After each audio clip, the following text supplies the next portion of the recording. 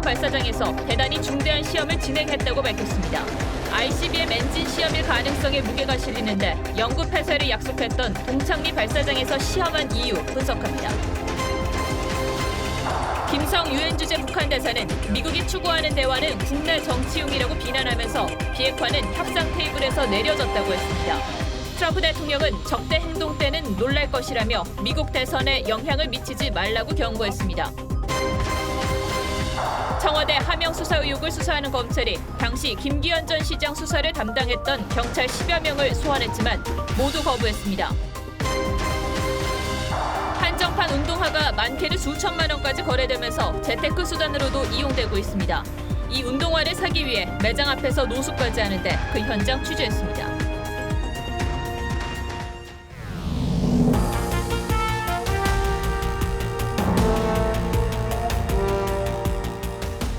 여러분 안녕하십니까? 북한이 영구 폐기를 약속했던 동창리 미사일 기지에서 대단히 중대한 시험에 성공했다고 발표했습니다. 이달 들어 동창리에서는 수사관 움직임이 이어졌었는데 결국 북한이 미국과의 협상이 어렵다고 보고 전략 도발을 시작한 겁니다. 전문가들은 대륙간 탄도미사일 ICBM과 관련된 엔진 실험을 한 것으로 보고 있습니다. ICBM 도발은 트럼프 대통령이 설정한 레드라인을 넘는 것이어서 미국도 극도로 예민한 반응을 보이고 있습니다. 자칫 싱가포르 회담 이전 상황으로 미북 관계가 돌아가는 것 아니냐는 우려가 나옵니다. 먼저 오늘 북한의 발표 내용을 이태희 기자가 정리해드립니다. 북한 조선중앙통신은 오늘 북한 국방과학원 대변인 담화를 인용해 어제 오후 서해 위성 발사장에서 대단히 중대한 시험이 진행됐다고 발표했습니다. 또 중대한 의의를 갖는 이번 시험의 성공적 결과를 조선노동당 중앙위원회에 보고했다고 덧붙여 후속 시험의 가능성을 내비쳤습니다. 다만 북한은 대단히 중대한 시험이 무엇인지는 구체적으로 언급하지 않았습니다.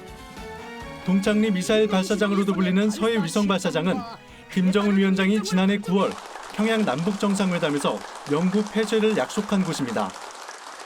약속과 달리 동창리 발사장을 계속 사용하고 있다는 단서도 됩니다. 이런 도발적 행동 자체가 대선 모드에 들어가 있는 트럼프에게 일방적인 양보라든가 판을 완전히 확 바꿀 수 있는. 앞서 미국 CNN은 최근 촬영한 동창리 미사일 발사장 위성 사진에서 대형 화물용 컨테이너가 새롭게 포착됐다고 전했습니다. 미 전략국제문제연구소는 최근 위성사진 분석 결과 북한이 풍계리 핵실험장을 관리 유지하고 있다며 영구 폐기한 것으로 보이지 않는다고 분석하기도 했습니다. TV조선 이태희입니다. 북한이 중대한 실험을 했다고 발표한 주체는 국방과학원이었습니다. 이곳은 미사일과 위성의 엔진을 개발하는 북한 군사기술의 심장과도 같은 곳이죠. 기존 ICBM 엔진에는 액체 연료를 썼는데 이걸 고체 연료로 바꾸는 실험을 했을 거라고 전문가들은 보고 있습니다. 왜 이 고체 연료가 중요한 건지 강상구 기자가 정리해드립니다. 북한이 전략적 지위를 언급하고 동창리 발사장에서 이루어졌다고 한 점을 볼 때 이번 중대 시험은 ICBM과 관련된 것으로 보입니다. 특히 고체 연료 엔진 시험 가능성에 전문가들은 주목합니다. 가장 넘지 못한 커다란 관문은 미국 본토를 타격할 수 있는 ICBM을 고체 연료화하는 일입니다. 액체 연료를 쓰면 주입에 시간이 걸리기 때문에 준비 과정에서 미국에 탐지되지만 고체 연료를 쓰면 탐지를 피해 신속하게 발사할 수 있는 이점이 있습니다. 신형 미사일 발사 예고로 해석하기도 합니다. 미국을 압박하는 데 있어가지고 최신형이라 볼 수 있는 3단 ICBM급인 화성 13형 시험 발사 가능성이 높지 않을까.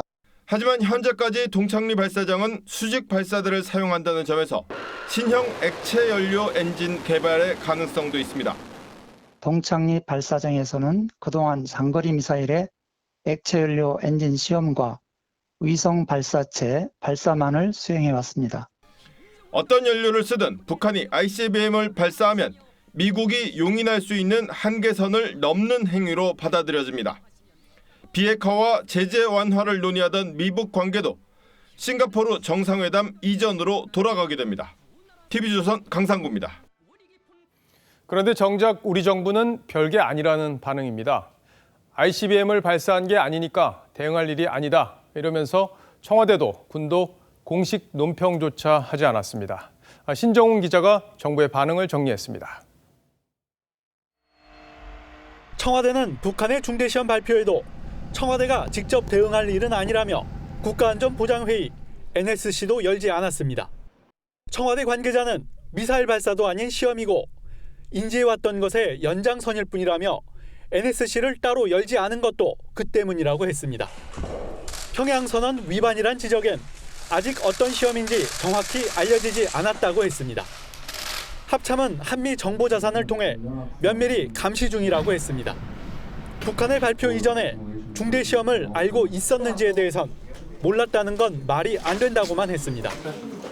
국정원은 휴일인 오늘 북한의 시험 내용을 파악하느라 분주했던 것으로 전해졌습니다. 한미 군사 당국과 우리의 정보 당국이 많은 정보 교류로 인해서 이와 같은 판단을 하게 됐던 거로 분석하고 있습니다. 국정원은 다만 연료가 액체냐 고체냐는 문제는 중요하지 않다는 입장을 국회 정보위에 전했습니다. 고체 연료든 액체 연료든 실제 ICBM 발사 여부가 중요하다는 뜻으로 해석됩니다. 청와대와 군 모두 신중하게 대응했지만 북한이 ICBM을 발사하면 한반도 상황이 싱가포르 미국 정상회담 이전 상태로 돌아갈 위기에 처한다는 인식은 동일한 것으로 보입니다. TV조선 신정훈입니다. 그런데 북한 당국자들 입에서 나오는 말들을 보면 비핵화 협상에 기대를 접는 듯한 분위기입니다. 트럼프 행정부가 내년 대선을 앞두고 상황 관리만 한다고 보는 건지 유엔 주재 북한 대사는 대화는 속임수라는 말까지 했습니다. 이 단순한 압박용인지 아니면 대화에 대한 기대를 진짜 접은 건지는 좀 더 지켜봐야겠습니다. 이휘진 기자입니다. 김성 유엔 주재 북한 대사는 외신 성명에서 미국이 추구하는 지속적이고 실질적인 대화는 시간을 벌려는 속임수라고 비판했습니다. 트럼프 미국 대통령의 내년 재선 행보를 위한 국내 정치적 목적이라는 겁니다. 그러면서 북한은 미국과 긴 대화에 나설 필요가 없으며 비핵화는 협상 테이블에서 이미 내려졌다고 강조했습니다. 이 발언은 전날 켈리 크래프트 유엔 주재 미국 대사가 북한의 탄도미사일 발사에 매우 우려하고 있다고 말한 뒤 나온 맞대응 성격으로 풀이됩니다. 북한이 새 계산법 시한으로 정한 연말을 앞두고 긴장감이 높아지는 가운데 유엔에서도 미국을 압박하고 나선 겁니다. 비핵화 협상에 앞서 대북 적대 정책부터 철회하라는 기존 입장을 못 박은 셈입니다. 앞서 지난달 19일 김영철 조선아시아 태평양 평화위원회 위원장은 미국을 향해 대북 적대 정책 철회 전까진 비핵화 협상은 꿈도 꾸지 말라고 밝혔습니다. 최선희 외무성 제1부상도 러시아 모스크바에서 이제는 아마 핵 문제와 관련한 논의는 앞으로 협상 테이블에서 내려지지 않았나라고 말한 바 있습니다. TV조선 임유진입니다. 말로는 군사력을 쓸 수도 있다고 했지만 트럼프 행정부의 속내는 좀 복잡해 보입니다. 북한이 ICBM을 발사하면 트럼프 대통령도 재선에 도움이 안 된다고 보기 때문일 겁니다. 오늘 트럼프 대통령은 선거에 개입하지 말라고 했는데 이게 경고인지 부탁인지 좀 애매합니다. 미국 반응은 김지수 기자가 정리했습니다. 트럼프 대통령이 북한을 향해 미국의 대선에 부정적 영향을 끼치지 말라고 경고했습니다. He knows I have an election coming up. I don't think he wants to interfere with that, but we'll have to see. 북한이 도발이나 긴장 고조 행위에 나서선 안 된다는 경고도 덧붙였습니다. 북한이 레드라인인 대륙간 탄도미사일이나 핵실험을 재개하면 재선에 타격을 받을 수 있다는 우려로 보입니다. Well, we'll see about North Korea. I'd be surprised if North Korea acted hostilely. 김정은 위원장과는 좋은 관계라며 신뢰를 통해 문제를 해결하자는 긍정적 메시지도 있었습니다. I have a very good relationship with Kim Jong-un. I think we both want to keep it that way. 하지만 실무 협상이 결렬된 뒤 협상 재개의 동력이 좀처럼 살아나지 않고 있어 미북 간 기싸움은 한동안 이어질 전망입니다. 트럼프 대통령은 지난 3일 필요하다면 북한의 군사력을 사용할 수 있다고 언급하기도 했습니다. TV조선 김지수입니다. 이번 일에서 눈여겨볼 부분은 트럼프 대통령이 북한이 도발하기 전인 어제 문재인 대통령에게 전화를 걸어왔다는 점입니다. 우리에게 뭔가 요청할 게 있었던 게 아니냐 이런 추론이 가능한 대목입니다. 하지만 트럼프 대통령은 그 통화 이후 남북 관계가 좋은지 모르겠다며 회의적인 말을 했습니다. 이어서 최지원 기자입니다. 미국은 지난 28일 북한의 초대형 방사포 발사 전후로 한반도 정찰 활동을 눈에 띄게 늘렸습니다. 최근에는 정찰기 2대를 한반도 상공에 동시에 띄우는 작전을 펼친 끝에 북한 발표 3일 전인 현지 시각 5일 북한 동창리 미사일 발사장 이상 징후를 먼저 알렸습니다. 청와대나 군 당국은 특별한 사전 언급이 없었습니다. 어제 도널드 트럼프 미국 대통령이 문재인 대통령에게 갑작스럽게 통화를 요청한 배경에도 북한의 도발 징후가 영향을 미쳤을 가능성이 있지만 청와대는 그런 이야기는 없었다고 했습니다. 청와대는 한반도 평화 프로세스 진전을 위한 방안에 협의했다고만 했습니다. 다만 최근 한반도 상황이 엄중하다는데 인식을 공유했다고 덧붙였습니다. 통화 이후 트럼프 대통령은 김 위원장과 한국과의 관계가 좋은지 모르겠다고 언급하기도 했습니다. 청와대 핵심 관계자는 북한 동향에 대해 미국 대통령이 전화를 해줘야 할 만큼 우리가 무능하지 않다며 한미 군 당국 간 정보 공유는 활발히 이루어지고 있다고 했습니다. TV조선 최지원입니다.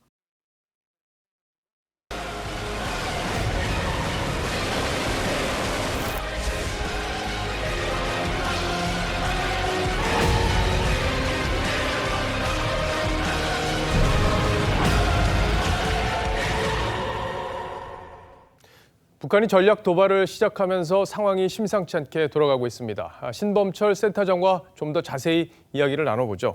자, 어서 오십시오. 예, 안녕하세요. 이 북한이 오늘 전략적 지위를 변화시킬 수 있는 실험이다 이렇게 평가를 했어요. 그리고 전문가들은 ICBM 고체 연료 시험을 했을 거다 이런 얘기들이 나오고 있는데 어떻게 평가하십니까? 예, 그 가능성이 높다고 생각합니다. 결국 동창리라는 시설과 국방과학원이라는 발표 주체에 착안해야 된다고 생각하는데요. 동창리는 미사일 엔진 시험장과 인공위성 발사대로 구성되어 있는데 국방과학원에서 발표를 한 것을 보면은 결국 미사일 엔진 시험일 가능성이 있고 북한이 갖추지 못한 액체 연료가 아닌 고체 연료 실험을 했을 가능성이 있다 그렇게 평가합니다. 근데 국정원에서 오늘 국회 쪽에 좀 설명을 한 얘기를 간접적으로 들어보니까 이 고체다 액체다 이게 큰 의미가 없다 이렇게 지금 설명을 하고 있다고 해요. 이건 어떻게 보십니까? 그런 설명이 사실이라면 좀 이해가 되지 않는데요. 미사일은 액체에서 고체로 발전 추세가 있는 겁니다. 왜냐하면 고체로 만들었을 때 그 준비 기간이 짧아가지고 상대에 더 위협적인 거거든요. 그렇기 때문에 북한도 고체 연료를 개발하기 위해서 노력을 했을 것이고 중국이나 미국과 같은 경우에도 둥펑 41이나 미니투맨 3도 과거 액체였던 것을 고체 연료로 바꾼 겁니다. 따라서 그 부분은 이해가 되지 않습니다. 이 이제 고체 연료로 바꾸면 가장 중요한 게 이동식 발사가 가능해진다. 바로 이 점일 텐데 이제 액체로 주입을 하게 되면은 시간이 좀 걸리는 거고요. 그렇게 되면은 미국의 어떤 세계 최고 수준이라는 MD 시스템, 미사일 방어 시스템으로도 이 방어가 어려워지는 겁니까? 예, 상당히 도전을 받게 되는 거죠. 액체를 고체로 바꿨다고 해서 미사일 방어가 불가능해지는 수준은 아니겠지만 그 발사 시간이 짧아짐으로 해서 파악하는 시간이 짧아지고 그러면은 조기 경보가 어려워지는 문제가 있죠. 그렇기 때문에 미국에게 상당히 위협적인 것이 될 수 있다고 봅니다. 근데 이제 다음 단계, 지금 고체 연료를 통한 엔진을 완성을 했다면 다음 단계는 이걸 실제로 한번 쏴보는 게 필요할 텐데 이 다음 단계로 가는 건 사실 트럼프 대통령 입장에서는 선을 넘었다 이렇게 좀 평가할 수 있는 부분이기 때문에 상당히 조심스러울 것 같긴 해요. 어떻게 평가하십니까? 예, 그렇습니다. 바로 ICBM으로 이렇게 발사를 하게 되면 트럼프 대통령은 그것은 자신에 대한 직접적인 도발로 간주할 것이고 북한을 압박하고 중국을 더욱더 압박할 겁니다. 이 경우에 북한은 배경이 돼줄 수 있는 중국과의 관계가 틀어질 수 있기 때문에 중간 단계를 거쳐서 ICBM으로 갈 가능성이 높고 그 중간 단계가 대륙간 탄도미사일이 아니라 인공위성을 먼저 발사할 가능성이 있다 그렇게 평가합니다. 인공위성이다. 예, 어제 트럼프 대통령이 사실 문 대통령에게 먼저 전화를 걸었다 이렇게 청와대에서 설명을 해서 좀 이례적이다 이런 얘기들이 나왔었어요. 먼저 전화를 건 일이 많지 않았기 때문에 그런데 근데 이제 동창리 시험을 미국이 사전에 먼저 파악을 하고 있었다 이렇게 볼 수도 있는 건가요? 예, 뭐 당연히 사전에 파악하고 있었다 이렇게 평가할 겁니다. 코브라볼이라든가 그 밖에 군사위성 등을 통해서 그 이동이라든가 현재 상황을 다 파악했을 것으로 보고요. 그렇기 때문에 문재인 대통령께 전화를 걸어서 한반도 상황에 대한 문제인식과 앞으로 대응 방향을 상의했을 거라고 봅니다.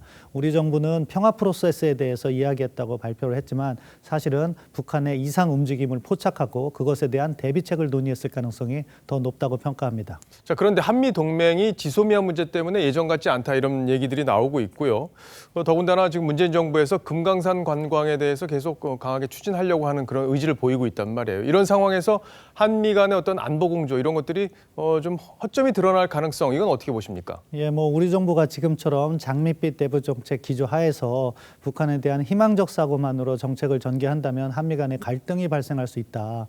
왜냐하면 지금 미국은 북한의 이상 행동을 파악하고 그것에 대한 대비책을 강구하고 있는데 우리는 제재 완화라든가 이런 부분을 강조하게 되면 엇박자가 나게 되잖아요. 그런데 지금 북한의 행보를 보면 대화라기보다는 도발적으로 가고 있기 때문에 이러한 불협화음을 우리가 먼저 만들어서는 안 된다고 생각합니다. 예. 미국의 대선 일정도 좀 변수가 될 것 같습니다. 이제 내년 11월에 지금 선거가 치러질 텐데 트럼프 대통령이 선거를 앞두고 북한을 어떻게 다룰지 이 부분도 좀 관심입니다. 어떻게 예상하십니까? 뭐 일각에서는 트럼프 대통령이 유화책을 전개할 것이라는 예상도 하고 있지만 저는 그렇게 가지 않을 것 같습니다. 오늘 아침만 해도 트럼프 대통령이 북한이 미국 대선에 개입하지 않을 것으로 믿는다. 이건 역으로 얘기하면 그렇게 하지 말라는 경고거든요. 따라서 트럼프 대통령이 일방적인 양보를 할 가능성은 적다고 보고 만약에 북한이 추가적인 도발로 가면 거기에 대한 맞대응으로 갈 가능성이 높다고 평가합니다. 이 북한이 도발을 하고 미국이 군사적 맞대응을 하는 이런 상황, 이 한반도에 상당한 긴장감을 가져올 수 있는데 이런 일이 벌어지지 않도록 한미가 사전에 잘 조율을 해야겠다 이런 생각이 듭니다. 잘 들었습니다. 지금까지 신범철 센터장이었습니다.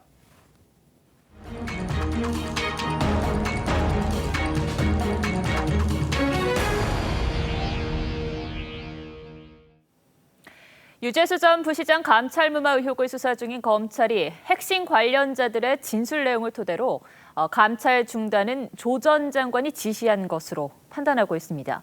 당사자인 유 전 부시장도 유의미한 진술을 하기 시작한 것으로 전해졌습니다. 권형석 기자가 취재했습니다. 최근 검찰에 소환된 박형철 반부패 비서관과 백원우 전 민정비서관. 두 사람 모두 조국 전 장관이 감찰 중단을 지시했다는 취지로 진술한 것으로 파악됩니다. 이른바 3인 회의를 거쳐 감찰 중단을 합의했다는 조 전 장관 측 주장과 달리 두 사람이 조 전 장관을 지시자로 지목한 겁니다. 검찰은 이들의 사안별 진술이 서로 모순되지 않고 자체 조사한 사실관계와도 부합하는 것으로 보고 있습니다. 문제는 조국 전 장관과 유재수 전 부시장이 서로 모르는 사이라는 점. 조국 수석은 실물로 본 적도 한 번도 없고 통화도 한 번 한 적이 없습니다. 그래서 검찰은 조국 전 장관을 상대로 실제 지시 여부와 더 윗선이 있는지 추궁할 계획입니다. 구속된 유 전 부시장이 감찰 무마와 관련해서도 의미 있는 진술을 내놓고 있는 것으로 알려졌는데 검찰은 이에 고무된 분위기입니다. 감찰 중단 경로 역추적과 관여자 파악이 어느 정도 끝났다는 것으로 해석됩니다. 중앙지검이 아닌 동부지검 소환을 코앞에 둔 조국 전 장관은 점심 무렵 노란 봉투를 들고 귀가하는 모습이 잡히기도 했습니다. 기자 접촉 금지라는 법무부 훈령이 더해져 검찰의 모르쇠는 더 심해졌지만 조국 전 장관 소환은 빠르면 내일 이뤄질 수 있다는 말이 법조계 안팎에서 나오고 있습니다. TV조선 권영석입니다. 청와대 하명 수사 의혹과 관련해서는 검찰이 당시 김기현 전 시장 수사를 담당했던 울산경찰 10여 명을 소환하기로 했는데 경찰관들이 모두 거부했습니다. 경찰은 윗선에서 소환에 거부하라고 지시한 것은 없다고 밝혔지만 검경의 갈등은 휴대전화 쟁탈전에 이어 더 고조되는 모습입니다. 주원진 기자입니다. 검찰은 김기현 전 시장 수사를 맡았던 경찰관 10여 명에게 소환을 통보했습니다. 검찰은 이들 경찰관들을 상대로 지난 2017년 10월 황운하 청장이 수사팀을 전면 교체한 이유를 확인할 계획이었습니다. 또 청와대가 첩보를 이첩한 후에 수사 진행이 어떻게 바뀌었는지 등도 조사하려고 했습니다. 하지만 경찰관들은 모두 소환을 거부했습니다. 일부 경찰관은 출석하는 대신 서면으로 조사해달라고 요구한 것으로 알려졌습니다. 이들 경찰관들은 윗선에 소환 거부를 보고한 것으로 전해졌습니다. 그래서 예정되면 원래 보고하죠. 뭐 아직까지 응하신 분은 없으신 거고. 네. 울산경찰청 관계자는 윗선에서 소환 거부를 지시한 적은 없다고 밝혔습니다. 그러면서 개개인이 소환을 거부하면 강제할 방법이 없다고 전했습니다. 검찰은 이들 경찰관들이 피의자가 아니기 때문에 강제 소환을 하지 못하는 상황인 것으로 전해집니다. 하지만 숨진 검찰 수사관의 휴대전화를 놓고 신경전을 벌인 데 이어 경찰관들이 집단으로 검찰 소환을 거부하면서 검경의 갈등은 한층 고조되는 분위기입니다. 검찰은 오늘 김기현 전 시장의 비서실장 박기성 씨를 두 번째 불러 조사했습니다. TV조선 주한진입니다. 네, 보신 것처럼 유재수 감찰 무마 의혹, 청와대 하명 수사 의혹, 이 두 갈래의 검찰 수사 속도가 빨라지고 있습니다. 검찰을 놓고 벌어지는 사면 대립 구도가 가속도를 붙이고 있다는 해석도 나오는데 조정린 기자와 자세히 뜯어보겠습니다. 자, 조 기자, 검찰의 지금 상황이 어떻다는 겁니까? 검찰 안팎에선 검찰을 두고 청와대, 여당, 법무부, 경찰 이렇게 사면 공격으로 대립 구도가 벌어지고 있다는 목소리가 나옵니다. 네, 공격은 이 검찰 입장에서의 표현이겠죠. 자, 먼저 청와대와는 첩보 문건을 두고 대립각을 세우고 있잖아요. 네, 그렇습니다. 검찰은 일단 현재까지 드러난 사건 자체의 모양, 그러니까 문건 작성과 전달 과정 등만으로도 문제가 될 수 있다고는 보고 있습니다. 그런데 청와대는 통상적인 이첩 절차라는 거잖아요. 민주당 홍익표 대변인도 문건 내용을 공개하면서 법률적인 판단 내용도 없고 어떻게 뭘 하라 이런 내용도 없다라고 하지 않았습니까? 네, 홍익표 의원의 주장을 먼저 보면 비리 의혹이 이렇게 세 가지로 나눠져 있는데 문서 4장 중에 2장, 그러니까 문건 내용의 60%가 비서실장 관련이라는 점을 지적했었죠. 네, 그랬었죠. 그런데 검찰은 공문서 제목에 주목을 하고 있습니다. 왜 제목입니까? 모든 공문서에는 제목이 붙는데 제목이 뭐냐? 지방자치단체장 울산광역시장 김기현 비리 의혹이라고 합니다. 예. 제목 자체가 이 김기현 전 시장만을 가리키고 있죠. 검찰은 제목대로 비서실장이나 측근의 비리가 아닌 엄연히 김기현 전 시장에 대한 첩보 문건으로 보는 겁니다. 네. 그리고 제목에 비리라고 적혀 있죠. 비위가 아닌 비리라는 건 범죄 첩보로서의 가치가 있어 홍 의원 주장과 달리 형사적 사건으로도 볼 수 있다는 겁니다. 자, 그러면은 이젠 법무부와 검찰을 한번 보죠. 아무래도 여기 있는 추미애 법무부 장관 후보자가 새 변수가 되겠네요. 네, 그렇습니다. 추 후보자가 임명되면 조기에 인사권을 행사할 가능성이 있고 수사 지휘라인 등 검사들 일부가 교체되는 상황도 배제할 수는 없기 때문입니다. 그래서 수사가 빨라질 거라는 말이 나오는 거군요. 네. 법무부는 다음 주 초쯤 추 내정자에 대한 인사청문 요청안을 국회에 제출할 예정입니다. 국회는 이 제출한 날로부터 20일 이내에 인사청문을 마쳐야 하고 네. 청문 보고서가 송부되지 않으면 열흘 이내에 대통령이 재송부를 요청할 수 있습니다. 그러니까 임명까지 약 한 달. 내년 1월 중순까지는 검찰이 수사를 어느 정도 진척시킬 거란 관측입니다. 네, 그렇군요. 자, 그리고 경찰과 검찰은 숨진 수사관의 휴대전화를 놓고 이 첨예한 대립을 벌이고 있어요. 네, 검찰은 먼저 이 조사 결과 타살 혐의점이 없는 만큼 이 변사 사건 수사에 대한 경찰의 권한은 끝났다고 보고 있습니다. 하지만 경찰은 이 휴대전화의 내용을 알아야 한다라는 입장 아닙니까? 맞습니다. 경찰은 여러 의혹이 제기되는 이런 중요 변사 사건에 있어서는 휴대폰에 대한 포렌식은 필수라는 입장입니다. 반면 검찰은 수사 타겟이 경찰청이다 보니 경찰청 수사가 이어질 것을 막기 위한 바람막이 행위가 아니냐고 의심하고 있습니다. 뭐 검경 수사권 조정을 앞두고 있다는 점도 간과할 수는 없겠죠. 네, 그리고 마지막으로 여당이 검찰을 강하게 압박하고 있죠. 이에 대해 검찰은 개혁은 개혁대로, 수사는 수사대로 하겠다는 입장입니다. 네, 조정린 기자 오늘도 잘 들었습니다. 예.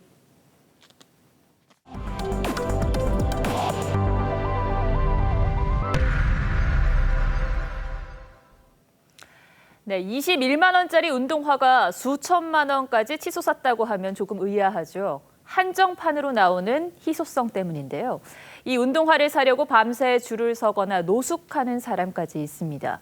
자, 그럼 이런 되팔기 거래가 문제는 없는 건지 이태영 기자가 취재했습니다. 서울의 한 스포츠용품 매장. 평일 오전부터 두꺼운 패딩으로 중무장한 사람들이 가득합니다. 영하의 날씨에도 한정판 신발을 사기 위해 많은 사람들이 모이면서 이렇게 낚시 의자까지 등장했습니다. 밤새 줄을 서는 건 기본. 밤새고 새벽 4시 반에 와서 여기서 쭉 지금까지 기다렸어요. 솔직히 이해 안 됐는데 기다리면서 사니까 약간 만족감도 있고. 유모차를 끌고 나온 젊은 부부도 있습니다. 조금 아기가 좀 순한 편이어가지고 그래도 조금 기다리는데 이제 만약에 아기가 힘들어하거나 그러면은 좀 이제 그건 좀 어려웠겠죠 아무래도. 최근 일부 한정운동화가 국산 중고차 가격만큼 치솟으면서 밤샘 줄서기 현상은 더욱 뚜렷해졌습니다. 가수 지드래곤이 유명 브랜드와 협업한 백족 한정 운동화는 21만 9천 원에 발매됐지만 한때 호가가 3천만 원까지 오르기도 했습니다. 막대한 차익을 남길 수 있다 보니 전문적으로 되파는 사람들도 등장했습니다. 하지만 개인 간의 거래는 사적 자치 영역이기 때문에 과세 대상은 아닙니다. 전문가들은 다만 해외 직구로 산 운동화를 되파는 건 밀수에 해당할 수 있다며 직구 거래 자제를 당부했습니다. TV조선 이태영입니다. 네, 이번엔 정치권 소식입니다. 범여권 5당이 내일 본회의 상정을 목표로 선거법과 예산안을 심사했는데 합의에 실패했습니다. 한국당 없이 심사했는데도 합의가 안 된 걸 보면 이 지역구 의석을 줄이는 문제가 그렇게 녹록하지는 않은 모양입니다. 보도에 김복원 기자입니다. 한국당을 뺀 이른바 4+1 협의체가 선거법 막판 협상을 벌였지만 단일안을 만드는 데 실패했습니다. 한국당을 뺀 상태에서도 비례대표 연동률 등에서 이견을 좁히지 못했습니다. 내일 본회의에 예산안과 패스트트랙 법안을 일괄 상정하고 오는 11일부터 임시국회를 열어 공수처법과 함께 처리하겠다는 당초 계획도 불투명해졌습니다. 내일 선출되는 한국당의 새 원내대표가 협상에 참여할 경우 선거법 개정 작업은 시간이 더 걸릴 가능성도 있습니다. 내일 처리를 예고했던 예산안도 단일안을 만들지 못했습니다. 지금 전반적인 상황들을 쭉 점검을 하셨습니다. 내일 오전 중까지 좀 정리를 해서 내일 본회의에 올릴 수 있도록. 특정 지역에서만 수천억 원의 증액 요청이 들어오는 등 한국당이 없는 상태에서도 협상이 난항이었던 것으로 전해졌습니다. 김재원 예산결산특별위원장은 기재부 공무원들이 4+1 협의체의 예산안 심사 작업에 협력하면 고발하겠다고 경고했습니다. 직권남용 권리행사 방해죄와 정치관여죄로 고발할 것임을 천명합니다. 일상적인 공무집행으로 지난 정권의 수많은 공직자들이 지금 교도소에 있습니다. 정기국회를 이틀 남기고 여야 전운이 감도는 가운데 졸속 심의와 깜깜이 심사, 속도전 처리가 잇따를 걸로 보입니다. TV조선 김복원입니다. 이런 상황에서 보수 통합의 한 축인 유승민계와 안철수계 의원들이 오늘 발기인 대회를 열고 창당 절차를 시작했습니다. 이들은 변화와 혁신을 기치로 내걸면서 자유한국당과 차별화된 보수를 선언했는데 바른미래당을 지키고 있는 손학규 대표 측은 변혁이 아니라 변절이라고 의미를 깎아내렸습니다. 황정민 기자입니다.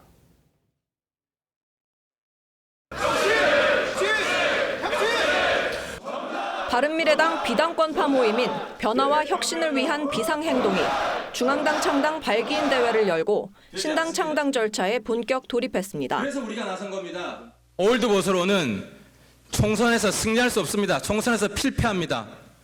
올드보수로는 문재인 정권이 재집권하는데 들러리밖에 되지 않습니다. 바른미래당 창당 1년 10개월 만에 손학규 대표 체제와 결별을 공식화했습니다.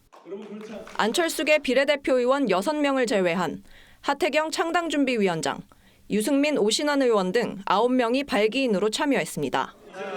이들은 권위적이지 않은 새로운 보수정당으로 수도권과 2040 유권자의 표심을 잡아 내년 총선에서 150석을 얻겠다고 말했습니다. 인재영입 위원장을 맡은 유승민 의원은 현재 지역구인 대구에서의 출마를 시사했습니다. 우리 광주의 딸 권은희 의원님, 광주에서 또 부산의 아들 하태경, 부산에서 또 제일 어려운 우리 대구의 아들 유승민, 대구에서 시작하겠습니다, 여러분. 손학규 대표 측 김정화 대변인은 바른미래당 당적을 유지한 채 신당을 만들려는 시도는 대한민국 정치사에 없었던 해괴 망측한 일이라며 변혁이 아니라 변절이라고 비판했습니다. TV조선 황정민입니다.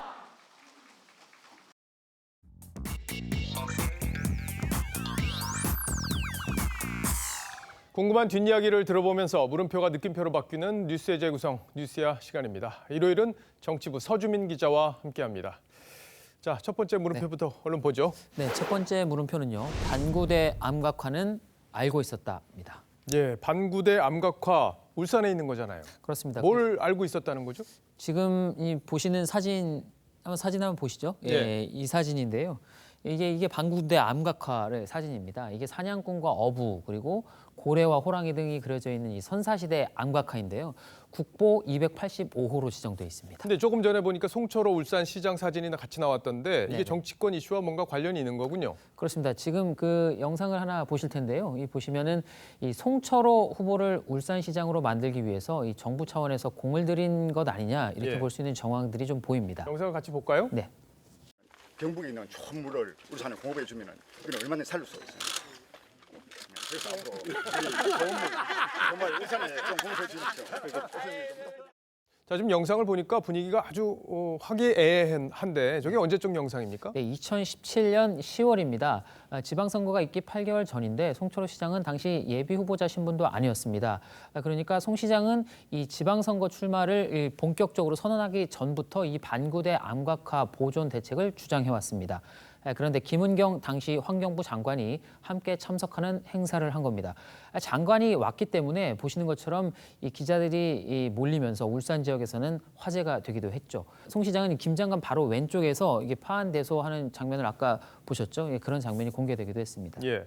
근데 김은경 장관 하면은 환경부 블랙리스트 의혹 여기 연루가 돼서 지금 기소가 돼서 재판받고 있잖아요. 그렇습니다. 그 김 장관이 어떤 배경에서 당시에 저 행사에 참석했는지는 모르지만 송 시장이 당시에는 그 야인이었기 때문에 장관 신분으로 힘을 실어주는 파격적인 행사였던 것은 분명합니다. 그러다 보니까 이 국회에서까지 이 문제가 지적이 됐습니다. 이렇게 하시면 안 됩니다. 여기다 자꾸 힘 실어주는 것처럼 비춰지면 공무원의 선거 중립 의무 위반이며 일정한 선거 개입이 될 수 있습니다. 근데 지난해 1월에도 보면은 송 시장이 청와대 행정관을 만나서 뭐 공약을 들었다, 설명했다 뭐 이런 얘기들이 있었잖아요. 네, 그 청와대는 울산 공공병원 유치와 관련한 문 대통령 공약을 설명하는 자리였다고 해명을 했는데 특혜를 받았다는 논란이 있었습니다. 근데 청와대 해명을 그대로 믿더라도 선거를 준비하는 사람, 그게 누구라도 청와대 행정관 나도 좀 만나주세요. 이렇게 만나달라고 하면 만나주는 겁니까? 뭐 그런 일은 극히 예외적일 겁니다. 문제는 이런 혜택이 대통령이 형으로 불렀다는 이 송 시장에게만 2번이나 있었다는 점이겠죠. 근데 이제 저런 뭐 공천 받기 전에도 저런 일들이 특혜 논란이 있었는데 공천 과정에도 지금 특혜 논란이 있는 거죠? 네, 민주당은 그 지난해 4월 송 시장을 단수 후보로 공천을 합니다. 송 시장 외에도 2명이 더 공천 신청을 했는데 공천 발표 전날 이 경쟁자 2사람이 면접 심사에서 한 말을 한번 들어보시죠. 민주당을 위해서 고생 많이 했는데 최선을 다하기 바란다 얘기했습니다. 정말 열심히 해서 울산의 변화를 만들어가는 후보가 되겠습니다. 뭐 2사람 입장에서는 열심히 이 면접에 임했을 텐데 2사람은 이 경선 기회조차 얻지 못했고 공천 결과 발표한 직후에 기자회견까지 열어서 공천 무효를 주장했습니다. 그러니까 단수 후보로 그냥 확정을 시켜버리고 경선도 안 시켜줬다는 건데 사실 송 시장이 그 전에 뭐 총선이나 지방선거에 민노당 그리고 무소속 이렇게 출마도 했었기 때문에 당에서는 이런 걸 뭐 제한하고 하는 규정이 있었을 것 같아요. 네, 그 민주당 당규를 보면 이렇게 돼 있습니다. 뭐라고 돼 있냐면요, 후보자가 한 명일 때는 제외하고 당적 변경 등 당 정체성이 의심되는 자를 단수로 선정해서는 안 된다. 그러니까 경쟁자가 여러 명 있을 때는 이런 그 어떤 당규에 벗어나는 행동을 하면 안 된다 이런 거거든요. 그런데 이 송 시장은 민주당에서 5번 탈당을 했고 또 2016년 총선에선 민주당 후보가 있는데도 무소속으로 출마한 전력이 있습니다. 이 당시 공천관리위원회 핵심 관계자는 여론조사에서 송 시장이 근소하게 앞섰고 또 대통령과의 친분도 득표에 도움이 될 것이라고 판단했다고 말했습니다. 결국엔 대통령과의 친분 이게 감안됐다는 거를 뭐 당도 인정을 했다 이렇게 볼 수 있겠군요. 자, 첫 번째 물음표 정리를 해볼까요? 네, 첫 번째 물음표 반구대 암각화는 알고 있었다의 느낌표는 아무나 못 쓰는 대통령 찬스로 했습니다. 예. 뭐 대통령 찬스는 아무나 쓸 수 있는 건 아니죠. 정치에서 당선되려면 뭐 논두렁 전기라도 타고나야 된다 이런 말이 있는데 송 시장이 대통령 찬스를 썼다 이렇게 볼 수는 있겠군요. 자, 두 번째 물음표로 가볼까요? 네, 두 번째 물음표는 추미애 고집이 발탁 배경입니다. 예, 추미애 법무장관 지명자 얘기인 것 같은데 네. 고집이 발탁 배경이다 이 얘기는 저도 처음 듣네요. 네, 그러니까 뭐 사실 문 대통령과 이 추미애 후보자 지명자는 그렇게 가까운 사이가 아니라는 게 중론입니다. 문재인 정부 집권 초기 추 지명자가 당 대표였는데 이 민주당 당직자들의 청와대 파견 문제가 불거졌습니다. 당시 추 대표는 페이스북에 청와대가 당직자를 이 임의로 빼가면 이 당의 공적 질서가 무너진다 이렇게 얘기를 했었습니다. 그러니까 대통령과 각을 세운 거죠. 근데 저런 성격이라면 대통령 입장에서도 장관이 사실상 우리나라는 경우에는 비서 개념으로 지금 되고 있기 때문에 상당히 부담스럽지 않을까 하는 생각이 드는데 어떻습니까? 네, 추 지명자의 그런 어떤 고집이 오히려 이 최근 상황에서는 중요한 낙점 요인으로 작용했다는 겁니다. 이 추 지명자의 그런 성격을 보여주는 한 단면이 노무현 전 대통령 탄핵 역풍 이후에 이 광주에서 삼보 일배를 했던 장면입니다. 당시에 이 15km를 2박 3일 동안 삼보 일배를 했다가 탈진을 했는데 추 지명자는 이후에 이 무릎 관절이 안 좋아져서 지금도 운동화를 즐겨 신는다고 합니다. 근데 추 지명자도 뭐 지금 뭐 알려진 고집, 뭐 대단하다 이렇게 알려져 있는데 윤석열 총장하고 앞으로 이제 일을 함께 해 나가야 되잖아요. 이건 어떻습니까? 그러니까 뭐 만만치 않습니다. 윤석열 검찰총장도 고집이 만만치 않은 걸로 알려져 있는데 이런 윤 총장을 또 상대하려면 추 지명자 정도의 고집은 있어야 한다 이렇게 판단을 했다는 겁니다. 그러니까 이에는 이 고집엔 고집이라는 겁니다. 윤석열 총장과는 호흡을 어떻게 맞춰 나갈지 생각이십니까?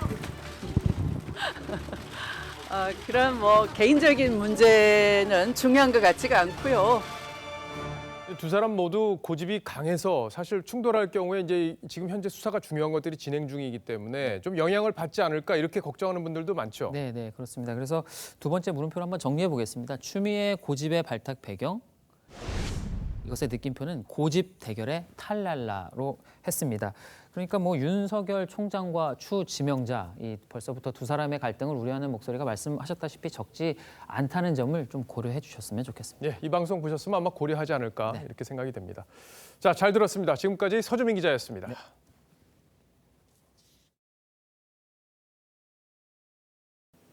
다음 뉴스입니다. 중국의 안면 인식 기술은 세계 최고 수준입니다. 그래서 얼굴이 곧 신분증인 사회 신용 제도도 추진 중입니다.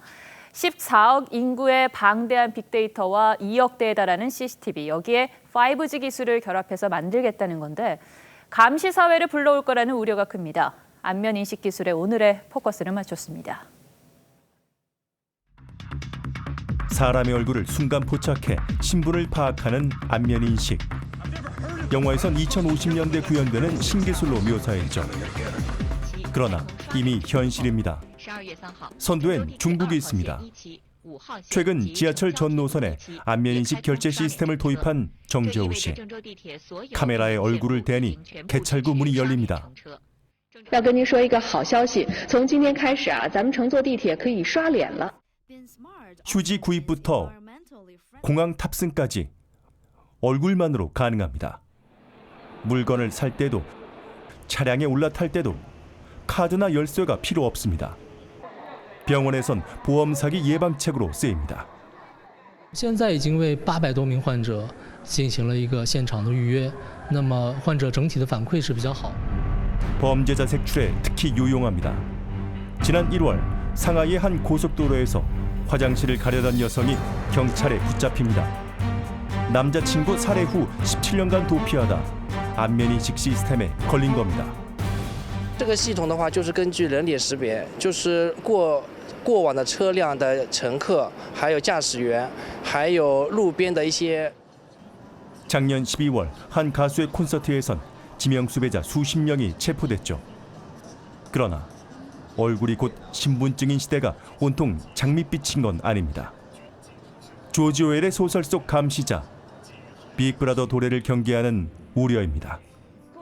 중국은 2015년부터 안면인식 기술을 활용한 감시 네트워크 스카이넷 프로젝트를 추진해왔습니다.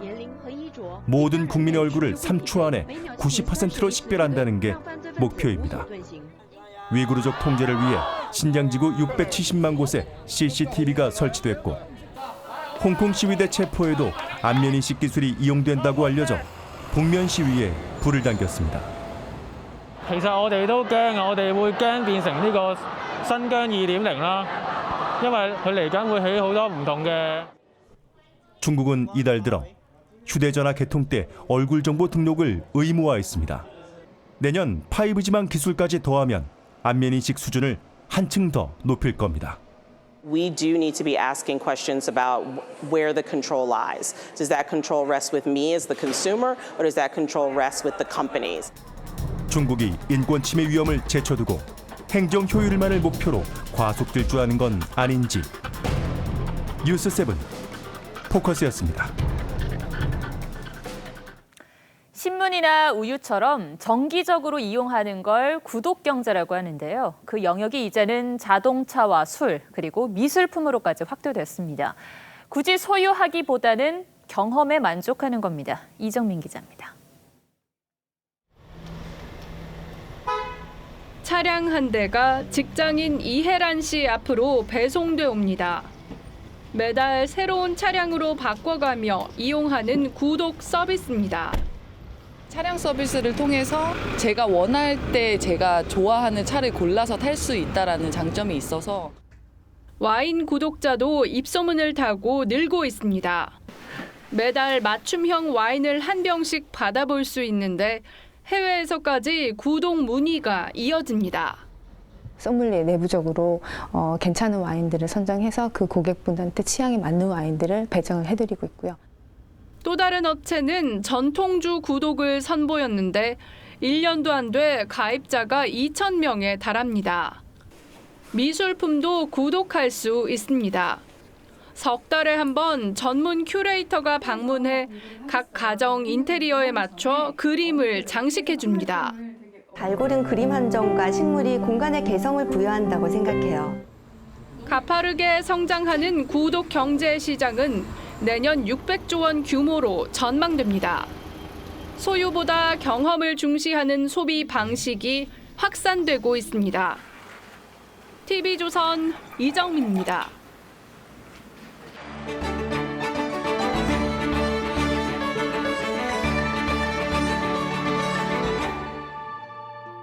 영화 형은 췌장암에 걸린 사기꾼 형과 시각장애인 동생이 진짜 형제가 돼가는 과정을 담았습니다. 네가 무슨 홍길동이야? 형을 형이라 부르지 못하게? 어긋난 핏줄이었지만 서로의 아픔을 이해하고서야 동생은 결국 형이라는 호칭을 아프게 꺼냅니다.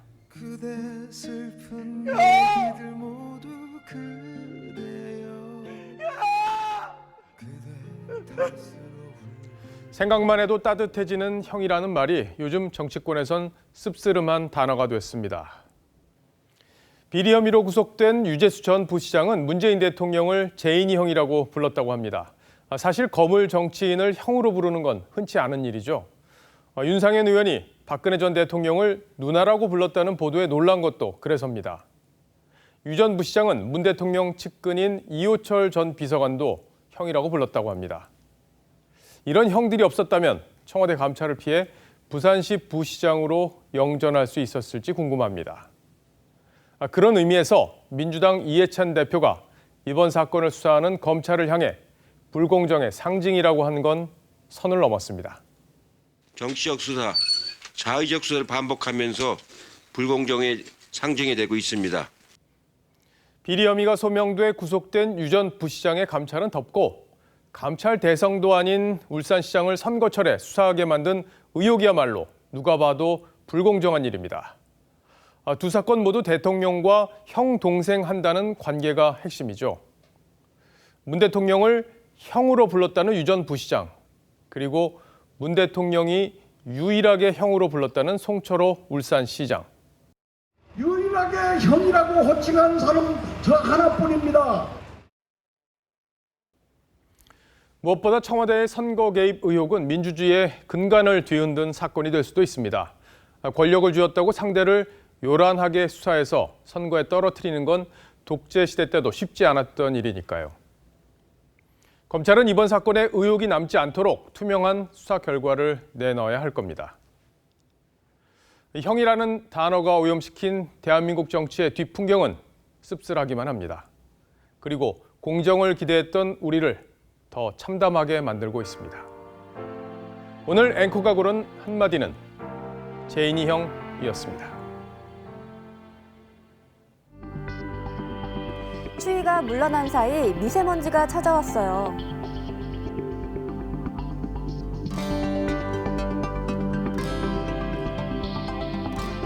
외출하실 땐 마스크 꼭 착용하세요. 오늘 뉴스7은 여기서 마치겠습니다. 시청해 주셔서 고맙습니다.